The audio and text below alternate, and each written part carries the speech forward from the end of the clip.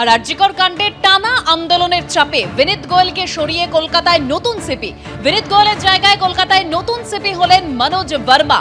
Kolkata police commissioner Manoj Verma ADG STF করা হলো বিনীত গোয়েলকে। অভিষেক গুপ্তর জায়গায় ডিসি নর্থ হলেন দীপক সরকার। আর অভিষেক গুপ্তকে পাঠানো হলো ইএফআর সেকেন্ড ব্যাটালিয়নের সিও করে। জ্ঞানবন্ত সিং হলেন এডিজি আইবি, জাভেদ শামীম হলেন এডিজি আইন শৃঙ্খলা। গতকালই আন্দোলনরত জুনিয়র ডাক্তারদের সঙ্গে মুখ্যমন্ত্রী মমতা বন্দ্যোপাধ্যায় তিনি বৈঠক করেন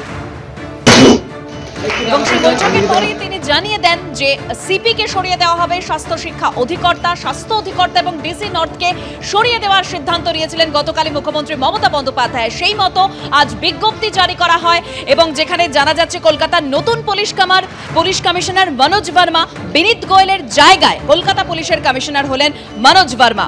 জ্ঞানবন্ত সিং হলেন এডিজি আইবি আর বিনীত গোয়েলকে এডিজি এসটিএফ করা হলো। আর ডিসি নর্থ ছিলেন অভিষেক গুপ্ত, তার জায়গায় এবার ডিসি নর্থ হলেন দীপক সরকার। আর অভিষেক গুপ্তকে পাঠানো হলো ইএফআর সেকেন্ড ব্যাটালিয়নের সিও করে।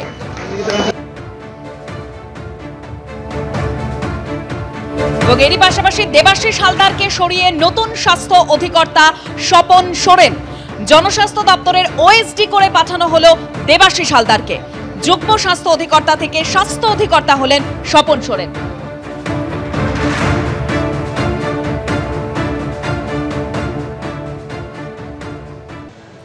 আন্দোলনরত চিকিৎসকদের দাবি ছিল, আর সেই দাবি মতো আন্দোলনের চাপে বিনীত গোয়েলকে সরিয়ে দেওয়া হলো। সেই জায়গায় কলকাতা পুলিশের নতুন কমিশনার হলেন মনোজ বর্মা। বিনীত গোয়েলের জায়গায় তিনি কলকাতার পুলিশ কমিশনার হচ্ছেন এবং এডিজি এসটিএফ করা হচ্ছে বিনীত গোয়েলকে। অন্যদিকে অভিষেক গুপ্তর জায়গায় ডিসি নর্থ হলেন দীপক সরকার। অভিষেক গুপ্তকে পাঠানো হলো ইএফআর সেকেন্ড ব্যাটালিয়নে সিও করে।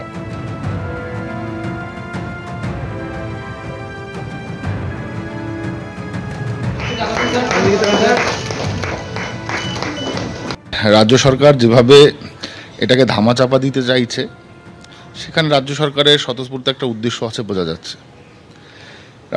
মুখ্যমন্ত্রী বাধ্য হয়েছেন যে ডাক্তারদের কথা শুনতে, মানে উনি ফিল করেছেন যে আমি আমার গদি সামলাতে গেলে তাদের কথা শুনতেই হবে। তো আমি মনে করি সিবিআইকে যখন এই তদন্তটা দেওয়া হয়েছে, তদন্ত ভার দেওয়া হয়েছে, তো সিবিআই অবভিয়াসলি এটাকে সঠিক পথেই দেবে। রাজ্য সরকারও যে অবহেলাগুলো করছিল, গা হেলামিগুলো করছিল, সেগুলো তারাও টাইট হবে। এগুলো যাতে এই কাজে যদি আগে অগ্রগতি বাড়ানোর জন্য তারাও এই পক্ষে তারা সম্মত হতে বাধ্য হবে আগামীতে। যেহেতু আমরা যেই নিয়ে আমরা এখানে এসেছিলাম, আমাদের মেইন টার্গেট ছিলই এটা, আমরা ডেপুটেশনে দিয়ে রেখেছিলাম যাতে ডিএমএডিএইচএস সিপি এনাদের অপসারণ বা পদত্যাগ করার কথা। তো সেই ক্ষেত্রে মুখ্যমন্ত্রীর ডিসিশনকে আমাদের সঙ্গেই গেছেন, উনি বলেছেন যে সরিয়ে দেবেন, তো সেটা করেছেন। সেটাতে অবশ্যই আমরা খানিকটা হলেও রিলিভড, কিন্তু এর পরেও কি হতে চলেছে, কি হচ্ছে, মানে যারা নতুন আসছে তারা কতটা কি হবে, সেটা নিয়ে আমাদের এখনই বলার কিছু নেই। ফার্দার ডিসিশন আমাদের তরফ থেকে যেটা হবে আমাদের মিটিংয়ের পরে আমরা জানাবো। মিটিং চলছে আমাদের, আমরা আশা করছি ভালো কিছু সামনে আসতে চলেছে। মহামান্য সুপ্রিম কোর্টের আজকে যে এরকম রায় দিয়েছেন, ওনারা আমাদের উপর খানিকটা ছেড়েছেন, এটার জন্য আমরা খানিকটা পজিটিভ অ্যাটিটিউড নিয়েই আছি। তো ওনারা আমাদের উপর ছেড়েছেন যে আমাদের জিবি মিটিং হওয়ার পরে আমরা কি সিজওয়ার্ক বা এগুলো নিয়ে কি আলোচনা করছি সেটা আমরা জানাবো।